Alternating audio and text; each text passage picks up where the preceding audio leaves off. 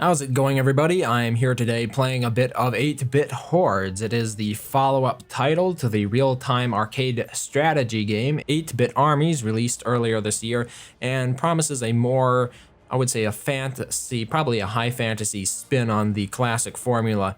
So what 8-Bit Armies is about is it's essentially a real-time strategy game that is has a more of a voxel style, I believe is what it's called. It has that Minecraft look to it, would be the easiest way to describe what we have going on here. But anyway, I think I'm just going to start with the campaign as I do not see any actual tutorials. So there we go. So apparently we can either play Deathsworn or Lightbringers.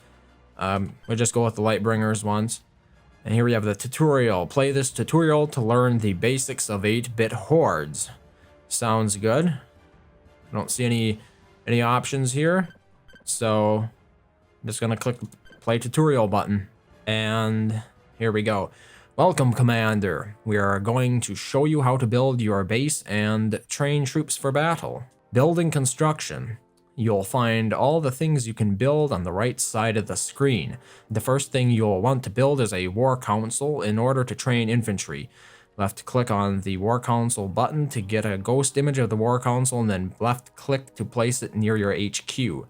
If you try to place the war council too far away, it will turn red and won't allow you to place it. So it's essentially like a sort of a barracks unit. Constructing. Objects in 8-Bit Hordes drain resources over time as they are constructing. Remember, you can place new structures next to any structure you've already placed on the map. That's interesting because I saw sort of a tile radius around it. Okay, that's complete. War councils are used to train infantry units. Building multiple war councils will cause your infantry units to complete their training more quickly. Okay, let's train some troops.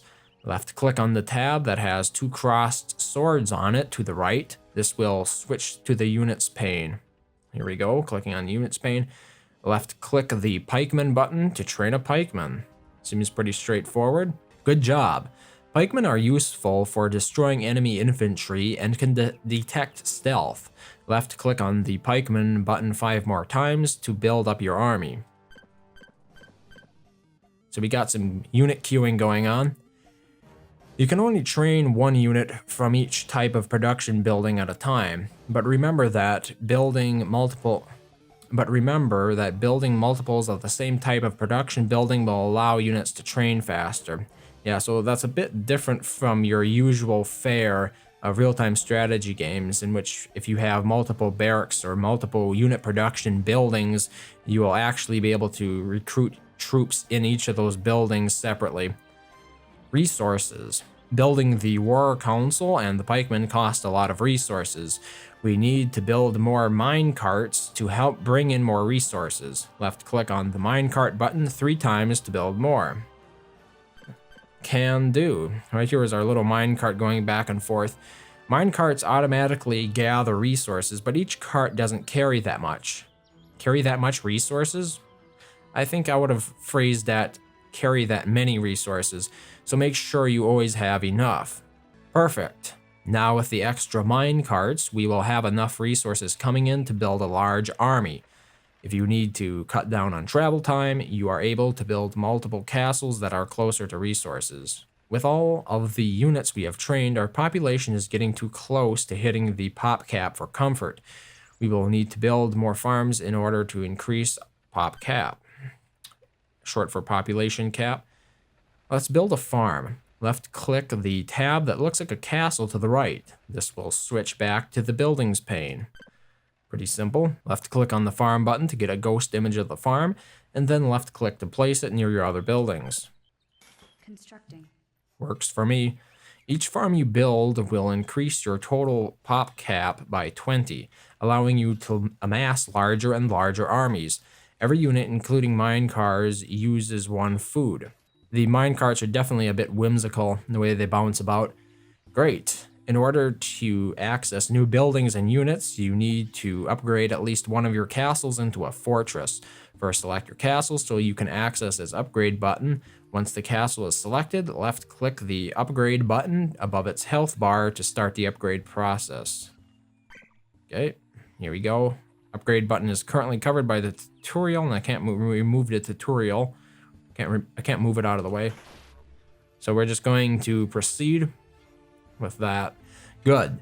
Similar to constructing buildings, only one upgrade can be going at a time and blocks the construction of other buildings. So apparently right now we're upgrading the castle. They have a little progress bar.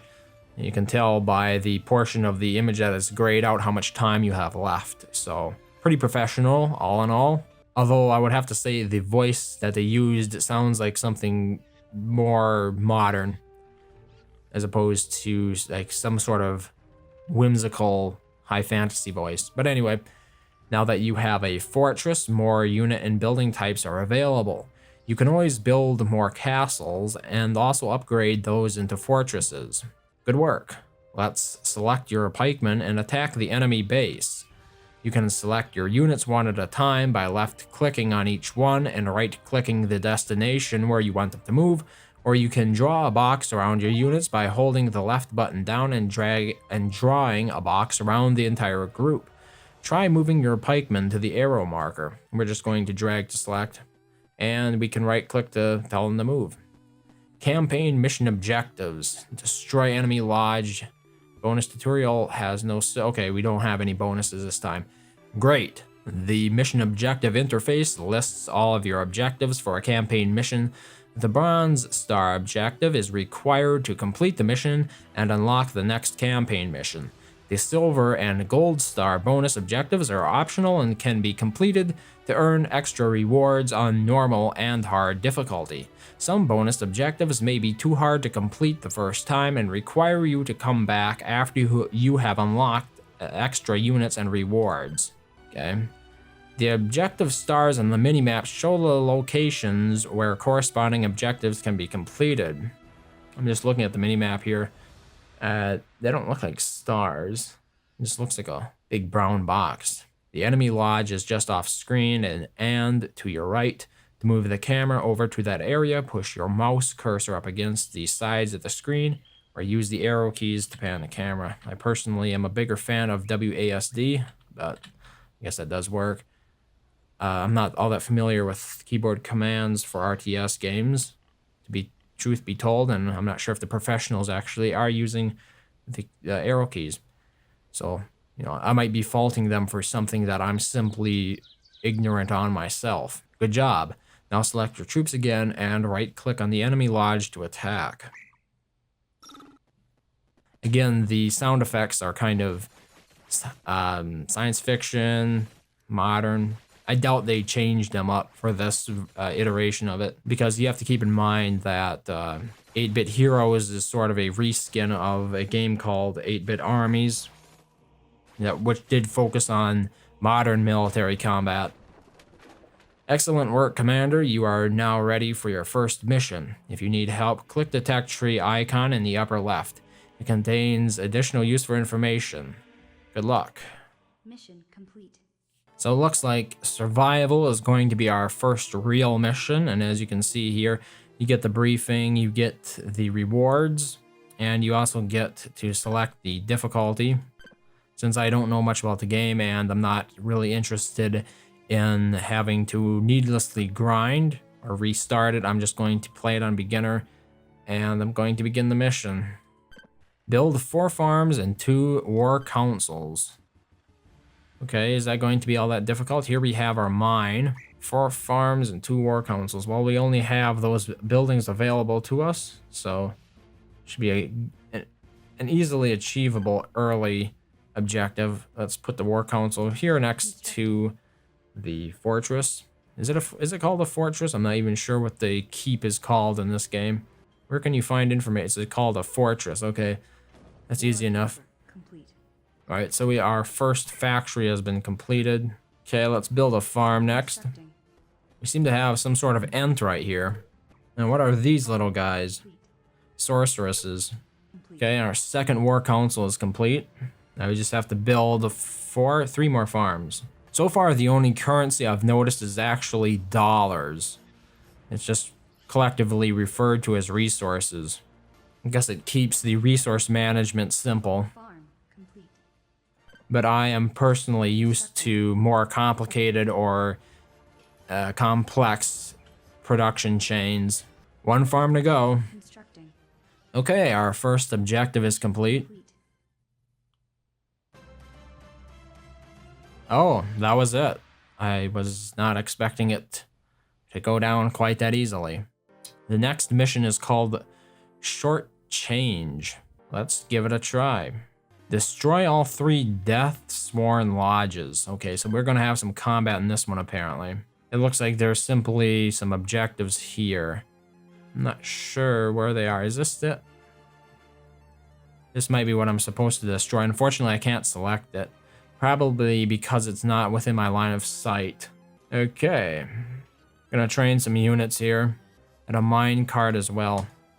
What are these things? That's something I do not necessarily care for in this game, is there's no way to get easy information just simply by clicking on things on the map. Like I can click on this mine here, nothing happens. I can't select it, and there's no way for me to know exactly what that's called.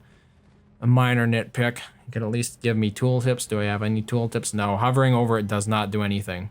Okay, we have a few pikemen here. Let's see what happens when we move out with them. Oh, we also... What? How did that happen? Okay. We have a small force here. Where are you guys going? I thought you could walk through there. I can't. Okay, they're gonna have to walk through a different way. They're moving along at a pretty fair clip, despite the fact that some of them are actually trees. Can you walk over that train track? Yes, they can. Great. Training some more pikemen. Yeah, I'm a bit surprised at how fast the trees move. You got a little bit of running in place there. But apparently the trees, the tree guards, the ants, they can actually destroy structures. They're called tree ants, okay. Fair enough. Harvester under attack. Whoa, what? Okay, we got some bad guys here. Get them. We have some pikemen around here to help defend. Any way to repair these buildings? Apparently not. Okay, back to my main. The sorceress is healing? I'm not sure how healing works in this game. Oh, here we have some of the enemy units. Let's give them a taste of their own medicine, huh? Kill that guy? Yes, yes indeed. I don't think we can actually destroy these things. Nope. Okay, here we might have the first target. What is this? Once again, there is no indication of what these things are called. I'm imagining it's the Deathsworn Lodge. And I am taking a bit of a beating here. Not sure. Where's my hero? I don't want to get my champion killed. Yeah, so we got some pretty lively combat going on here right now. Should probably return back to the base. And we got plenty of... I'm not efficiently utilizing my resources here, which is unfortunate. Should build some more farms, I think, because I'm going to run out of space otherwise for all these units that I'm recruiting. Get that minecart. What are you? A little archer is shooting at me. Okay, get the archer. Just ignore the minecarts for now. Holy smokes, goodie boxes. What are those? Once again, there's no information on them. They're just... Hey, here we have chests. Mystery chests hold a random surprise inside and can only be opened by infantry. Be careful, some chests can be dangerous. Oh boy. If by dangerous they mean enemy units in them, that's probably a risk we can take. What is this building? Once again, no information about it. That kind of sucks, you know. I understand they say go to the tech tree to learn about different buildings, but you still have to memorize them on site. And up until that point, I mean, I imagine this is a farm, but it's a rather unfortunate way of going about. Oh, get! Oh no, my pikeman just died. Okay, retreat.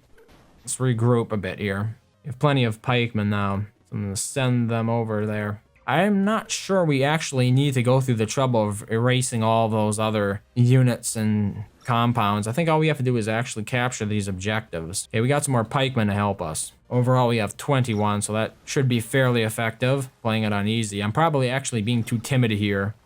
And we've found the second bronze objective. Things are getting a bit more lively. There's no doubt about it. It's a very colorful game, and it has a 8-bit soundtrack backing it to boot. Oh, we got a magic tower here. It's firing on our units. Get rid of that. The tower is down. Okay, moving on to the last bronze objective. It is deep within enemy territory. What is this little guy? The sapper.